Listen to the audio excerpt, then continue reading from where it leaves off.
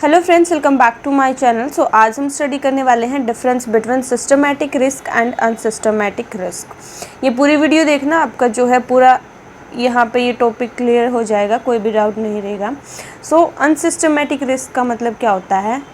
कोई भी ऐसा रिस्क जो आपकी खुद की वजह से हो रहा, आपकी खुद की कंपनी की वजह से हो रहा, आपकी खुद की इंडस्ट्री की वजह से हो रहा है, आपकी कंपनी को इफ़ेक्ट करेगा, वो बाकी वाली कंपनी पे उसका कोई भी फ़र्क नहीं पड़ेगा।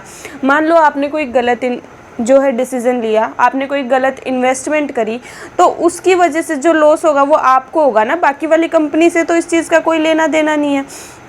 तो उसको हम क्या बोलेंगे? अनसिस्टमैटिक रिस्क बोलेंगे, जो कि आपके जो है इंटरनल फैक्टर्स की वजह से हो रहा है, ठीक है, आपकी वजह से हो रहा है। और सिस्टमैटिक रिस्क का मतलब क्या होता है कि एक तरह से ये पूरी मार्केट को अफेक्ट करेगा, ये आपके कंट्रोल में है ही नहीं।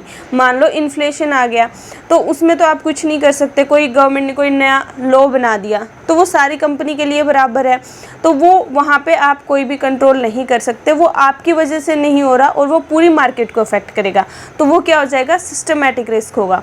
तो इसको हम और डिटेल में एक टेबल के थ्रू देखते हैं। फर्स्ट है हमारा सिस्टमैटिक रिस्क, जो है वो क्या है? अनअवॉइडेबल है। अनअवॉइडेबल मतलब कि हम इसको कंट्रोल नहीं कर सकते। अब गवर्नमेंट ने जो है कोई भी लॉ बना दिया, वो सबको फॉलो करना पड़ेगा। अब उसको तुम क्या कर सकते हो? अवॉइड कर सकते हो? नहीं कर सकते। क्या वो तुम्हारे कंट्रोल में है? नहीं है। तो जो सिस्टमैटिक रिस्क होते हैं वो अनकंट्रोलेबल होते हैं, अनअवॉइडेबल होते हैं।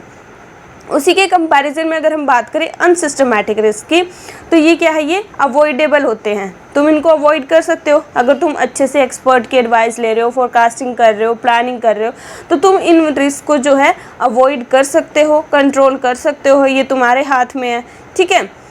उसके बाद नेक्स्ट पॉइंट हमारा कि हम जो है, जो सिस्टमैटिक रिस्क है, ये एक्सटर्नल फैक्टर्स की वजह से हो रहा, आपकी वजह से नहीं हो रहा। तो इसमें कौन कौन से टाइप्स आ जाते हैं? जैसे कि इंटरेस्ट रिस्क। आरबीआई ने जो है जो इंटरेस्ट रेट, जो जैसे कि कोई भी न्यू गाइडलाइंस जो है जारी कर दी सारे बैंक्स के लिए, ठीक है, तो सबको हाई चार्ज कर रहे हैं। जैसे आपने लोन लेना है तो वो सारी कंपनी के लिए बराबर है, सिर्फ आपके लिए नहीं है। मार्केट में कोई रिस्क है, ठीक है, परचेजिंग पावर रिस्क है, ठीक है, तो वो सारा सिस्टमैटिक के अंदर आ जाएगा।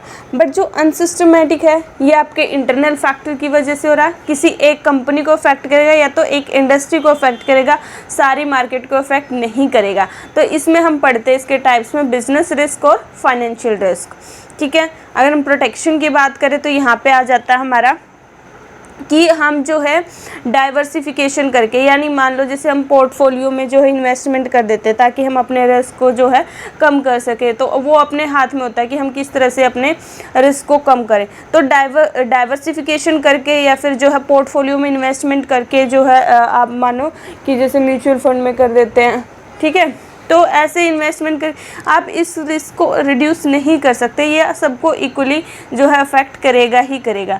बट अगर हम बात करें अनसिस्टमैटिक रिस्क की, तो ये आप जो है इसको रिड्यूस कर सकते हो। हमने क्या पढ़ा था कि ये कंट्रोलेबल है, जो है अवॉइडेबल है। तो आप जो है अच्छे से प्लानिंग करके, ठीक है, चीज़ों को देख के, तो आप जो है इससे खुद को प्रोटेक्ट कर सकते हो कि आपको ये चीज़ें ना फेस करनी पड़े। आप पहले से ही आपने अच्छे से प्लानिंग करी है, आप जो है डाइवर्सिफिकेशन कर रहे हो या फिर जिस तरह से कुछ भी ऐसा कर रहे हो जिससे जो है आपको फ्यूचर में लॉस ना हो, या आप पहले ही क्या कर रहे हो? फोरकास्टिंग कर रहे हो, अच्छे से एक्सपर्ट की एडवाइस ले रहे हो, अच्छे से अपना जो है काम कर रहे हो, सारी चीज़ें अच्छे से मैनेज कर रहे हो, टाइम के जो भी इन्वायरमेंट में चेंजेस आ रहे हैं उनको देखते हुए खुद को चेंज कर रहे हो, खुद को इम्प्रूव कर रहे हो। तो ये जो है ये तो आपके हाथ में है। आपके एम्प्लॉयज़ हैं वो स्ट्राइक पे नहीं जा रहे हैं, आपका मैनेजमेंट अच्छा है, उसमें कोई कमी नहीं है, ठीक है। तो ये सारी चीज़ें, अगर आप इन सब चीज़ों को अच्छे से मैनेज करते हो तो आप जो है अनसिस्टमैटिक रिस्क को जो है वो अवॉइड कर सकते हो, ठीक है। तो एग्जांपल में यहाँ पे हो गया जैसे कि इन्फ्लेशन आ गया तो वो सारी कंट्री को इक्वली अफेक्ट करेगा।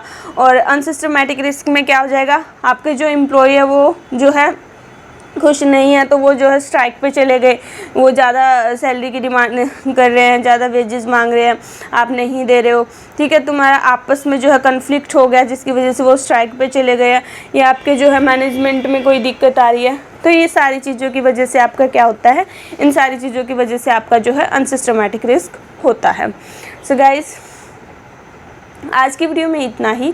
Thank you so much for watching this video. Please like, share and subscribe. आपको अगर जो है इसी तरह कॉमर्स से रिलेटेड कोई भी वीडियो देखनी है तो आप चैनल विजिट करके देखिएगा, अलग अलग से प्लेलिस्ट बनी होगी तो आप चेकआउट कर सकते हो अपने अकॉर्डिंग, जो भी आपको सब्जेक्ट करना हो। अगर आपको कोई न्यू टॉपिक पर वीडियो चाहिए तो आप कमेंट सेक्शन में भी बता सकते हो। Bye bye, take care, have a good day.